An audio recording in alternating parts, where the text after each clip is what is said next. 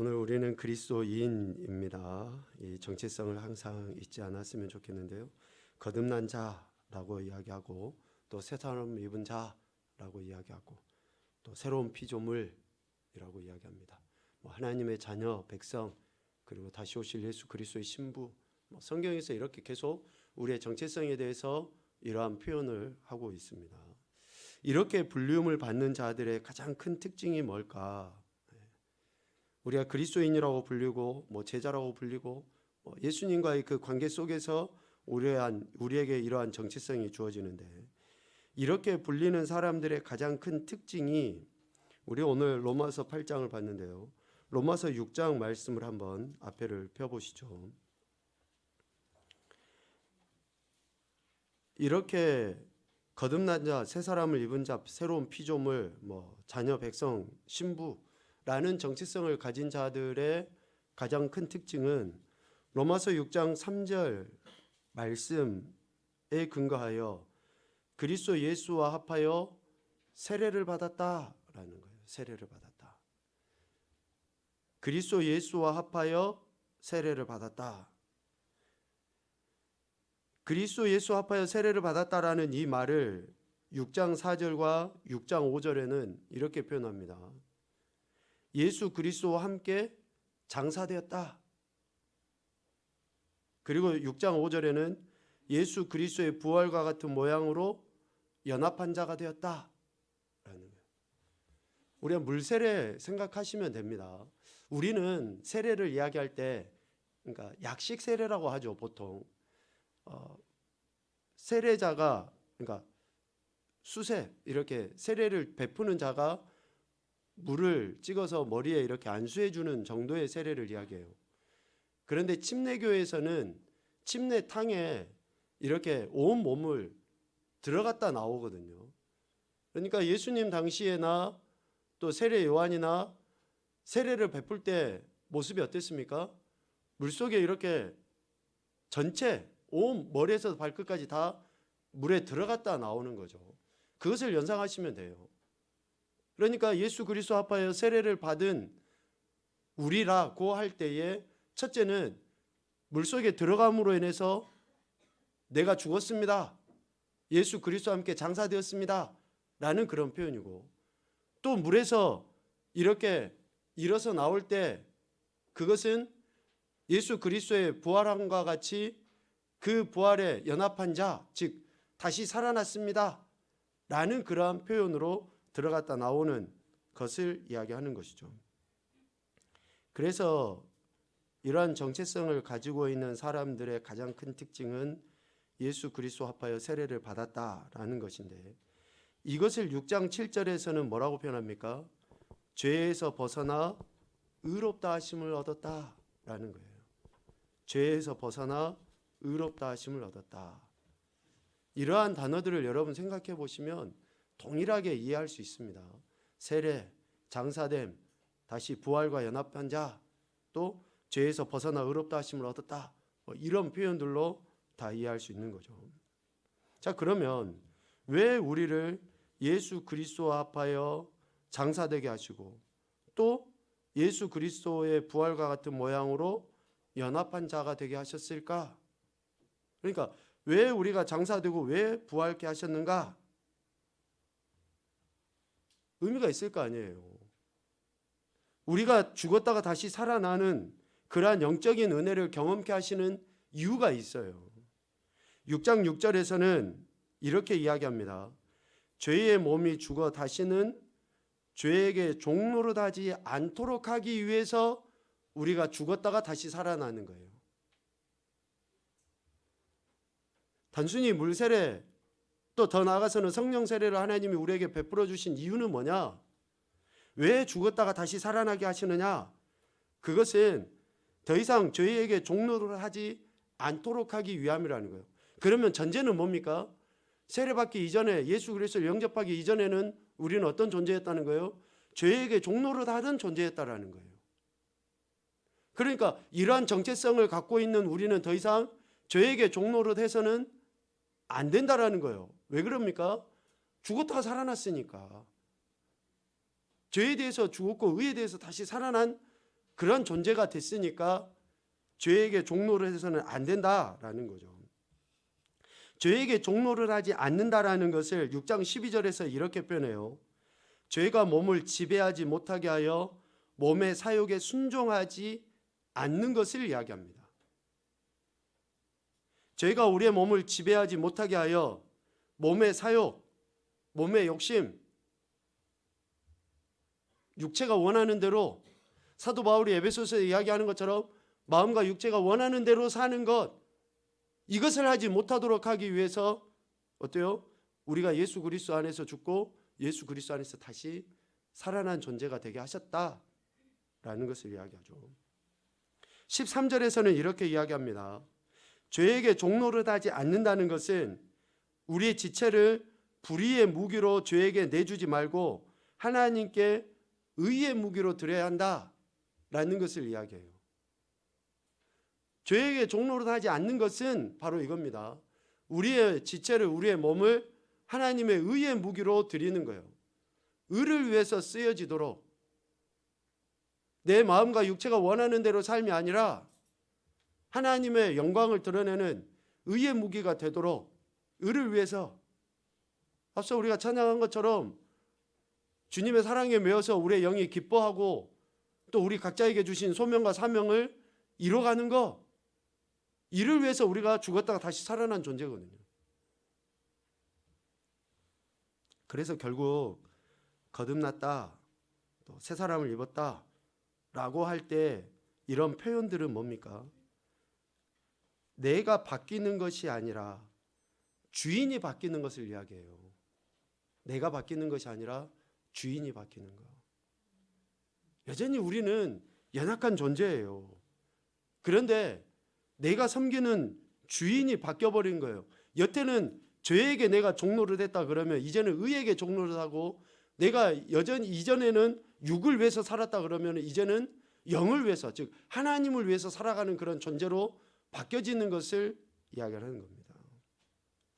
죄의 영인 우리의 자아가 주인이 아니고 예수 그리스도가 주인이 되는 것, 내 중심적, 자기 중심적이 아니라 그리스도 중심적인 것이 되는 것이 거듭남, 새 사람을 입은 것, 새로운 피조물이라고 이야기합니다.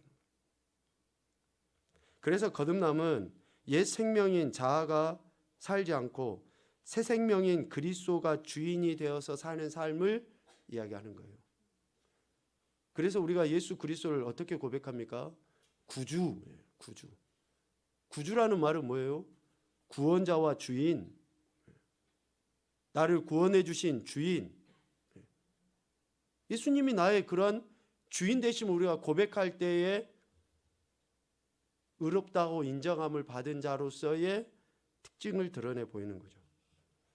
그래서 옛 생명인 자아대로 사는 것이 아니라 새 생명의 주체이신 그리스도가 주인이 되어서 살아가는 삶을 이야기합니다. 이러한 변화를 로마서의 이 말씀을 통해서 표현을 해보면 그거예요. 죄의 종에서 의의 종으로 바뀐 거죠. 옛사람에서 새 사람으로 바뀐 거고, 불의의 무기에서 의의 무기로 바뀐 거고, 그리고 한 가지 더 이야기하면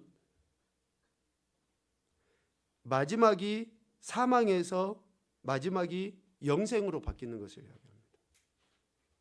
지금도 세상 사람들은 밤낮 가리지 않고 엄청 열심히 살아요. 예수님 안 믿는 사람들도. 그런데 그들은 마지막이 뭐예요? 사망이거든요.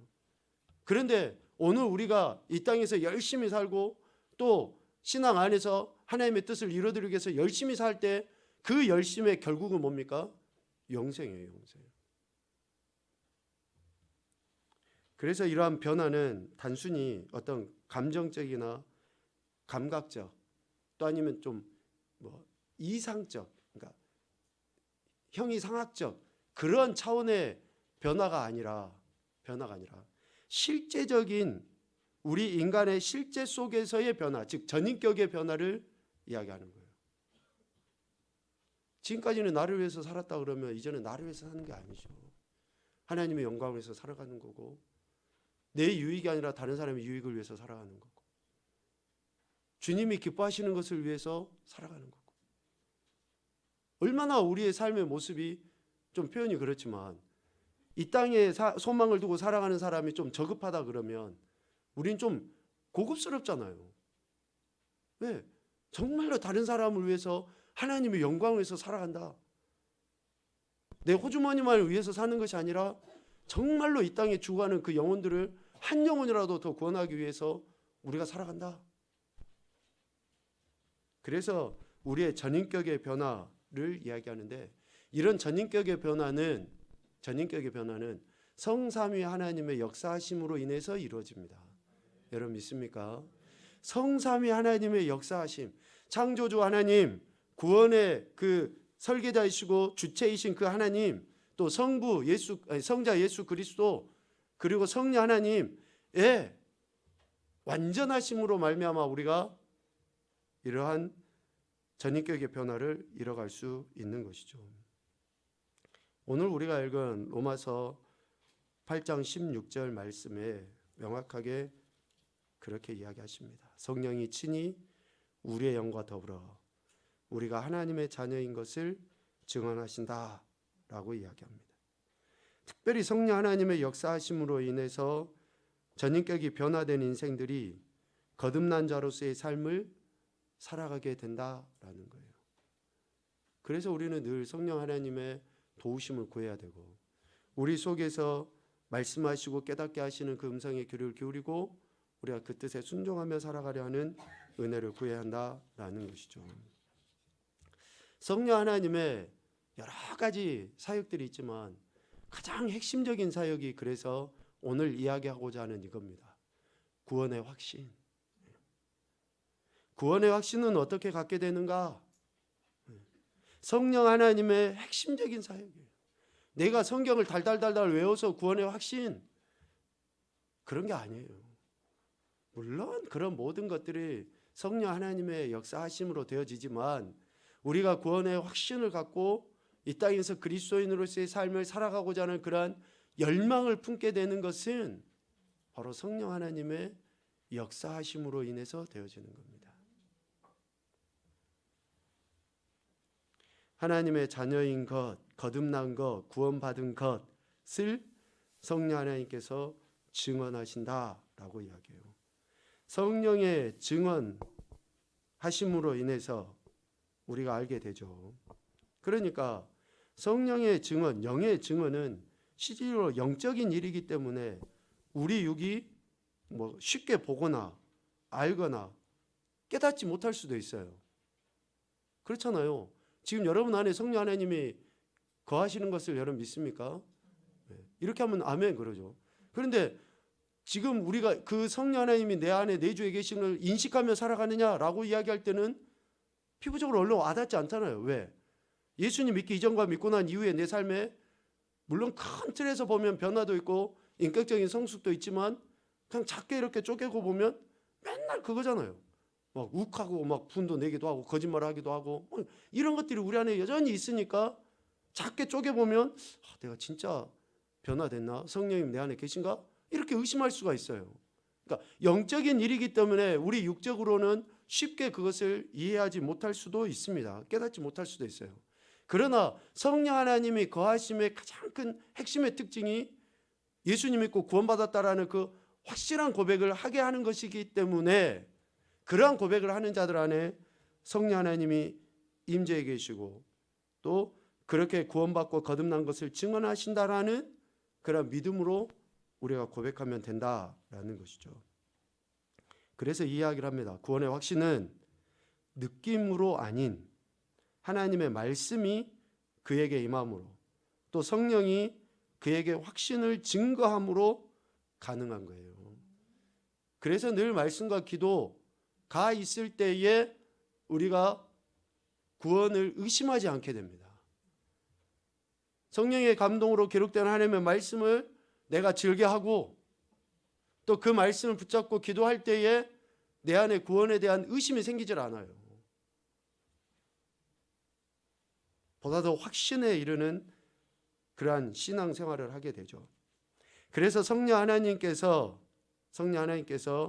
우리 안에 거하셔서 그러니까 구원의 확신을 가질 수 있도록 이러한 일들을 하십니다. 첫째, 시편 33편 4절. 마이크가 어디 있죠? 우리 윤이 한번 읽어보자. 여호와의 말씀은 정직하며 그가 행하시는 일은 다 진실하시도다. 아멘.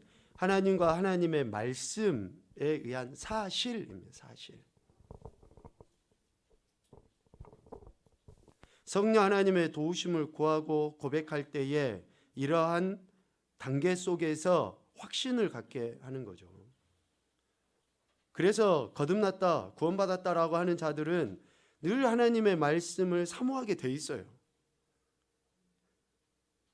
여러분, 너무나 명확한 진리입니다. 하나님이 나를 구원하셨다 라는 것은 그 말씀을 사모하게 돼 있다라는 거예요. 사모하게 돼 있다. 두 번째는 하나님과 그 말씀에 대한 신뢰입니다. 믿음이에요. 믿음. 우리 강요 한번 읽어보자. 우리가 주는 하나님의 거룩하신 자이신 줄 믿고 알았사옵나이다. 아멘. 자, 믿음입니다. 하나님과 하나님의 말씀에 대한 신뢰. 그래서 그 말씀이 사실이라는, 진리라는 그 확신 속에 그 말씀을 계속 가까이 함으로 그 말씀을 신뢰하는 거죠.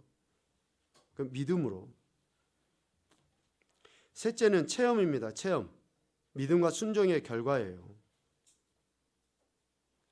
진리의 말씀을 믿고 날마다 가까이 하고 고백하는 자들은 성령의 역사심 속에 그 말씀을 경험하게 돼 있어요. 2000년 전, 4000년 전에 있었던 역사적인 사실들이, 그래서 기도의 정의를 이렇게 제가 표현을 했었죠. 성경에 기록되어지는 하나님의 말씀이 오늘 내 삶에 성취되도록 우리가 하는 게 기도예요. 동떨어지지 않습니다. 2000년 전에 그 사건이 오늘 여전히 우리에게도 일어나는 거예요. 일어나는 거. 체험이죠. 우리 마이크가, 우리 민서, 영성이가 먼저, 그래. 로마서 5장 3절 4절 시작. 다만 이뿐 아니라 우리가 환난 중에도 즐거워하나니 이는 환난은 인내를, 인내는 연단을, 연단은 소망을 이루는 줄 알미로다. 아멘. 자, 어떤 상황 속에서도 하나님의 살아계심을 직접적으로 경험하게 되는, 그래서 결코 그 구원의 확신이 흔들리지 않도록. 그래서 넷째가 확신입니다. 확신. 하나님과 그 말씀을 경험함으로써 나타나는 결과가 확신이에요. 그래서 늘 말씀을 가까이 하는 자들은 어떻습니까? 문제가 없어서 흔들리지 않는 게 아니에요. 문제가 있어요. 아픔도 있고 갈등도 있고 질병도 생기고 가난해지기도 하고, 그런데 흔들리질 않아요. 구원의 확신이. 왜? 그 말씀을 실질적으로 경험하면서 살아가니까. 시편 기자들이 그렇게 하나님을 경험했던 것을 기록해 놓은 거기에 대해 오늘 우리가 동일하게 이제 경험을 해가는 거죠. 특별히 사도 바울 같은 인물은 어떻습니까? 정말로 죽을 고비를 수없이 넘김에도 불구하고 그렇게 하나님에 대한 그 확고한 믿음이 주어진 사명을 끝까지 감당하려 했던 것으로 나타났던 거 아닙니까? 하나님과 그의 말씀을 경험함으로써 우리는 보다 분명하게 확신을 갖게 되는 거죠. 그래서 여러분 늘 말씀을 읽고 묵상하시고 또 그 말씀을 붙잡고 기도하시는 대에 우선순위를 두셔야지 됩니다. 아멘. 우선순위를 두셔야지 됩니다. 네. 여러분 직장 그만둬라는 이야기가 아니잖아요. 그냥 맨날 교회에서 살아라는 이야기도 아니잖아요. 네. 특별히 아이들에게 이것을 잘 가르치셔야 됩니다. 정말로 이 혼란한 시대를 살아갈 때 우리 아이들이 기준이 분명하면 흔들리지 않습니다. 기준이 분명하면. 그래서 이렇게 하나님 말씀과 기도에 대한 그러한 그 경험이 있도록, 체험이라고 표현했죠. 그런 체험이 있도록 계속 경험시켜 주는 것이 중요합니다. 자, 그러면 이렇게 갖게 된 구원의 확신은 어떻게 유지가 될까요? 어떻게 유지가 될까? 첫째, 확신한 것을 잊어버리지 않음으로 유지됩니다. 자, 여기서 좀 점검하죠. 구원의 확신을 갖기 위해서 말씀과 기도를 우리가 소홀히 하지 않아야 되고 우선순위를 두자 그랬잖아요. 그런데 그 확신한, 그러니까 구원의 확신을 그렇게 해서 갖게 되는데 구원의 확신을 유지하는 것도 똑같아요. 유지하는 것도. 확신한 것을 잊어버리지 않기 위해서 우리는 더욱더 말씀과 기도로 나가야 되는 거예요. 베드로전서 1장 11절 말씀 은설이 자기 속에 계신 그리스도의 영이 그 받으실 고난과 후에 받으실 영광을 미리 증언하여 누구를 또는 어떠한 때를 지시하시는지 상고하니라. 아멘.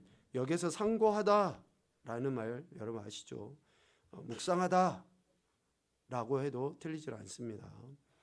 계속 그리스도의 영이 우리에게 가르쳐 주시는 것들에 대해서 지속적으로 생각을 해보는 거예요. 이러한 생각이 우리의 삶을 이렇게 구원의 확신이 흐릿해지지 않도록 하는 겁니다. 예. 여러분 생각하는 게 그래서 참 유익합니다. 생각 좀 하고 삽시다. 예. 사람들이 그렇게 해요.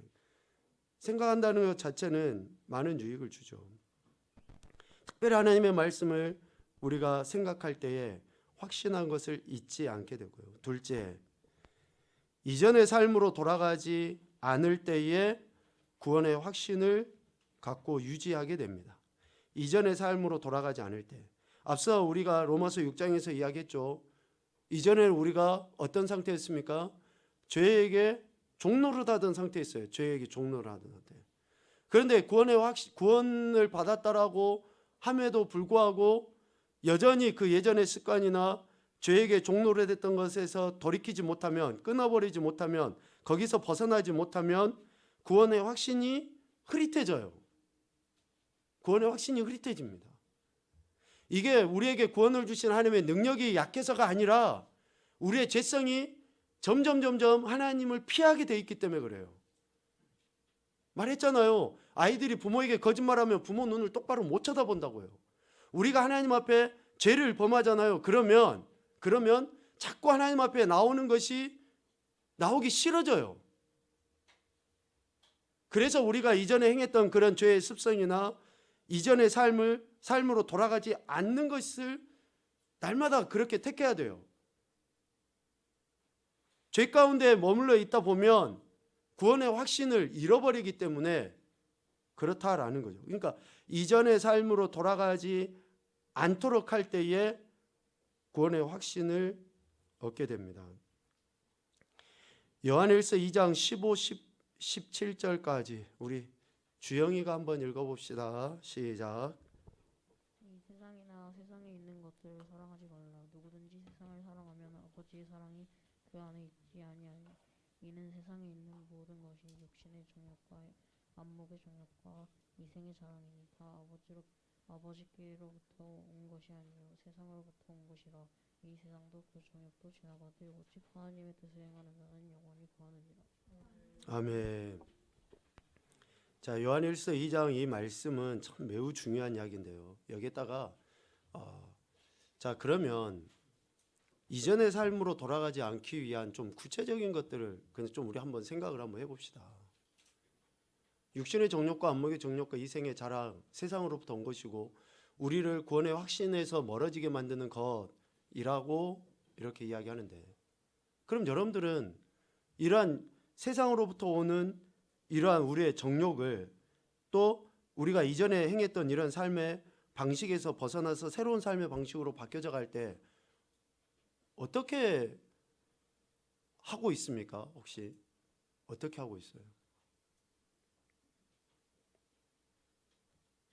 안 하는데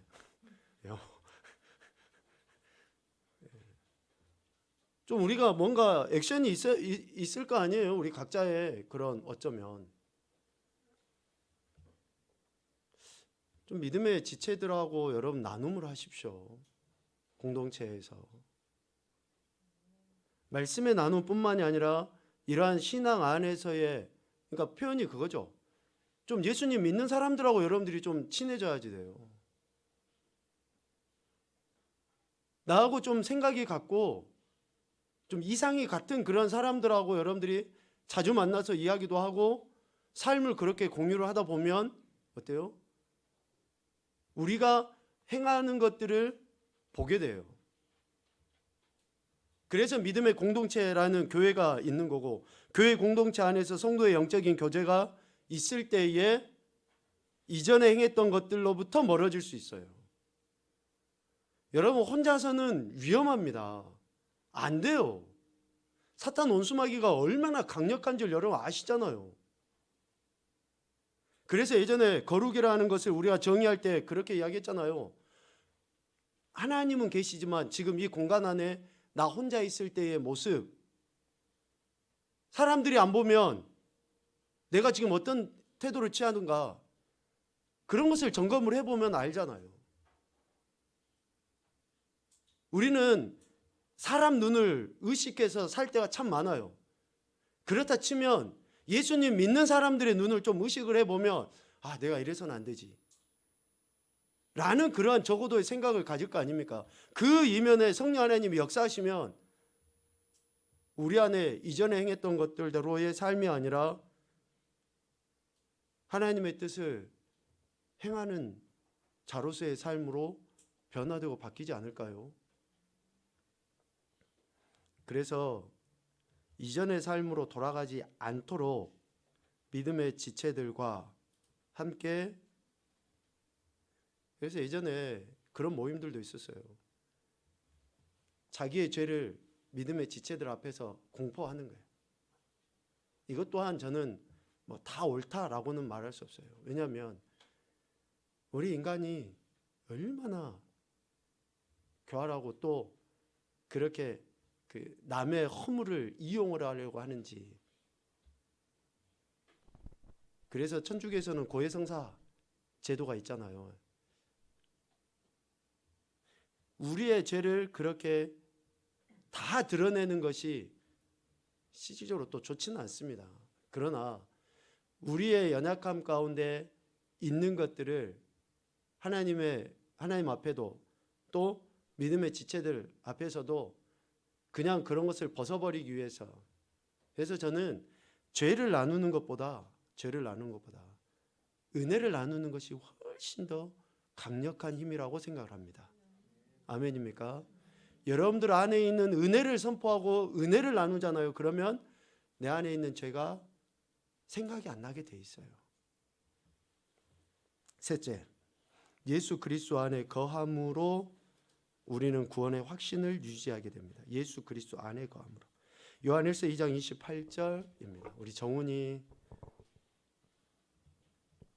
자녀들아 이제 그의 안에 거하라. 이는 주께서 나타나신 바 되면 그가 강림하실 때에 우리로 담대함을 얻어 그 앞에서 부끄럽지 않게 하려 함이라. 아멘.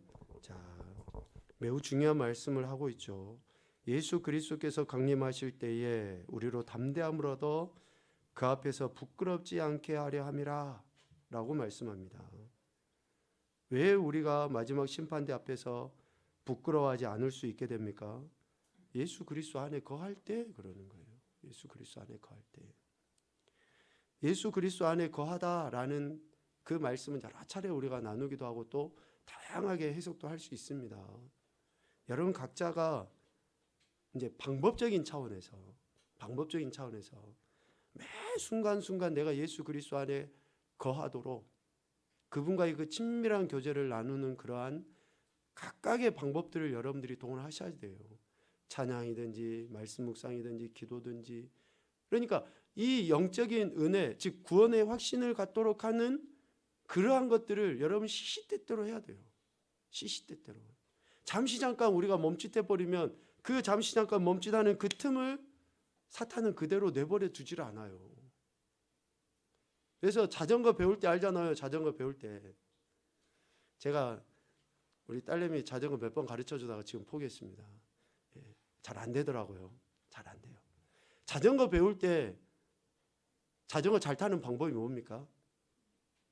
자전거 잘 타는 방법. 예? 예? 반복 연습. 예. 페달을 계속 굴리면 돼요. 자전거 잘 타려면. 그런데 페달을 굴리다가 말아버려요. 자전거 잘 타는 방법, 안 넘어지고 자전거 잘 타는 방법은 앉아서 페달을 계속 굴려야지 자전거가 가지. 페달을 안 굴리면 조금 가다가 넘어져 버린다니까요. 우리의 신앙생활이 바로 이겁니다. 엊그저께 배부르게 많이 먹어서 오늘 안 먹어도 우리가 여전히 배불러 있습니까? 아니에요. 하나님 은혜는 매일같이 공급되어져야 되고 매일같이 매 순간순간 하나님 은혜를 생각하지 않으면 틀림없이 사탄 원수마귀는 그 틈을 타서 우리를 넘어뜨리게 하고 구원의 확신을 갖지 못하게 하고, 그래서 날마다 예수 그리스도 안에 거하도록 여러분들 계속 주님을 생각하면서 그렇게 믿음으로 나가야 되는 것입니다. 넷째, 말씀과 교제와 성찬과 기도에 참여함으로. 말씀과 교제와 성찬과 기도에 참여함으로. 사도행전 2장 42절 말씀입니다. 우리 정후 읽어봅시다. 그들이 사도의 가르침을 받아 서로 교제하고 떡을 떼며 오로지 기도하기를 힘쓰니라. 아멘. 자, 중요한 말씀이죠. 가르침을 받아 말씀을 배우는 거예요. 말씀을 가르침 받아 서로 교제하고, 여기서 교제한다는 것은 말씀을 나누는 것을 교제하는 거다라고 이야기합니다. 어디 놀러 가고 뭐 이렇게 하는 그런 교제가 아니에요. 그리고 떡을 떼며 성찬식이라고도 이야기하겠지만 또 식구 같은 것을 먹는 거예요. 그러니까 정말 이제 이러한 다가도 나누고 식사도 같이 하고 하는 것도 표현됩니다. 그러면서 기도에 힘쓸 때 우리는 구원의 확신을 가질 수 있어요. 그러니까 교회 공동체 안에서의 생활이 얼마나 유익한가. 지금 사도행전 2장 42절 말씀은 주로 어디에서 이루어집니까? 교회 안에서 이루어지잖아요. 그러니까 교회 공동체 안에서 벗어나지 아니하고 이 안에 머물러서 교회가 하자고 하는 대로 행해 나갈 때에 구원의 확신을 얻을 수 있어요. 시작. 저는 분명하게 강조하고 싶습니다. 교회 공동체 안에서 벗어나서 교회 밖으로 나가서 구원의 확신을 가지려고 하는 자들은 위험합니다. 교회 공동체 안으로 들어오셔야지 돼요. 여러분 구원의 확신이 덜합니까? 그럼 교회 안으로 더 들어오셔야 돼요. 교회는 말씀도 있고 기도도 있고 성찬도 있고 식사도 있고 다 있어요. 교회 안에는. 그래서 반드시 교회 안에서 여러분들이 신앙생활을 하실 때에 구원의 확신을 가질 수 있어요. 다섯째, 예수님의 이름을 사람들 앞에서 고백함으로 구원의 확신을 갖게 됩니다. 우리 로마서 10장 10절 같이 보죠. 시작. 사람이 마음으로 믿어 의에 이르고 입으로 시인하여 구원에 이르느니라. 아멘. 여기서 시인하여라는 그 말은 고백이고 선포입니다. 하나님의 은혜로 우리는 예수님을 믿게 됐어요. 그래서 예수를 믿게 됐다라고 이야기할 때는 구원받았다라고 이야기할 수 있습니다. 근데 그 구원받은 것을 어떻게 확신할 수 있느냐? 내가 다른 사람 앞에서 선포할 때 확신을 갖게 돼요. 그래서 여러분 자주 예수님에 대해서 고백을 해야 돼요. 다른 사람 앞에서. 그래야지만이 내 안에 구원의 확신이 흔들리지 않습니다. 흔들리지 않아요. 그래서 여러분 영적인 나눔이 매우 중요한 거예요. 그래서 이러한 구원의 확신에 대한 이런 구원의 확신이 있는 거죠. 우리 인간의 반응은 누가복음 15장 11절부터 24절까지 어떤 이야기죠? 탕자에 대한 이야기예요. 돌아온 탕자. 우리 인간의 반응, 진정한 변화의 과정을 이야기해요. 첫째, 죄의 시작입니다. 죄의 시작. 아버지 곁을 떠나죠. 둘째, 타락이에요. 타락. 허랑방탕하게 살아가요. 셋째, 후회예요. 후회. 탕진하고 나서 자신의 신세를 후회하는 거예요. 넷째, 뉘우침입니다. 뉘우침. 모든 것을 잃어버리고 그 자리에서 일어나고 싶어하는 그런 마음이 들죠. 뉘우침. 그리고 다섯 번째, 아버지 집에 있을 때의 일을 회상해요. 회상. 추억. 생각이죠. 생각. 여섯째, 이제 아버지께 돌아가서 자기의 죄를 고백합니다. 회개예요. 회개. 결단. 그래야 할 때 일곱 번째, 아버지와 아들은 함께 즐거워하죠. 은혜, 용서, 변화를 경험하게 됩니다. 진정한 변화의 과정, 우리 인간이 보여야 될 그 반응을 누가복음 15장에 이야기했는데, 여러분 이 말씀은 익히 잘 알고 있으니까. 그래서 죄가 우리 안에 있을 때에 진정 회개하고 돌이키지 않으면 은혜를 경험할 수 없습니다.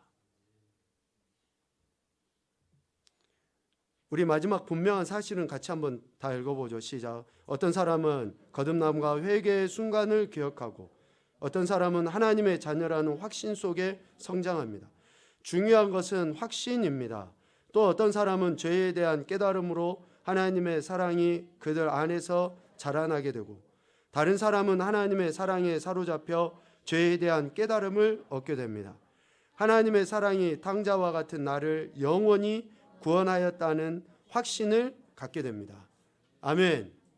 그래서 우리가 말씀과 기도로 하나님의 사랑, 아버지에 대한 사랑을 늘 생각을 해 나갈 때에 우리가 이전에 행했던 것대로가 아니라 새로운 삶의 방식대로 구원받은 자로서 그런 가치를 드러내 보이는 삶을 살아가게 되는 겁니다. 거듭났다, 또 구원받았다, 이것은 하나님의 선물입니다. 그 선물을 받은 우리가 선물을 주신 하나님께 감사하고 그 선물의 가치를 삶에서 재확인하며 살아갈 때에, 지금 우리가 선물을 다 받았습니다. 이 선물의 가치를 삶의 현장에서 재확인하고 살아갈 때, 아이들이 생일날에 선물을 받으면 어때요?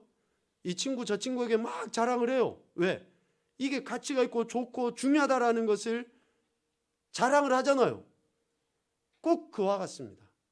우리가 선물 받은 것을 삶의 현장에서 재확인하고, 즉 자랑하며 살아갈 때, 드러내며 살아갈 때, 고백하며 살아갈 때에 우리는 결코 흔들림 없는 구원의 삶을 살아가게 되는 것입니다. 날마다 우리의 신앙 안에 이러한 고백을 통해서 구원의 확신을 가지고 하나님의 영광을 드러내며 예비하신 은혜들을 누리는 귀하고 복된 인생이 되시기를 주님의 이름으로 축복합니다. 아멘.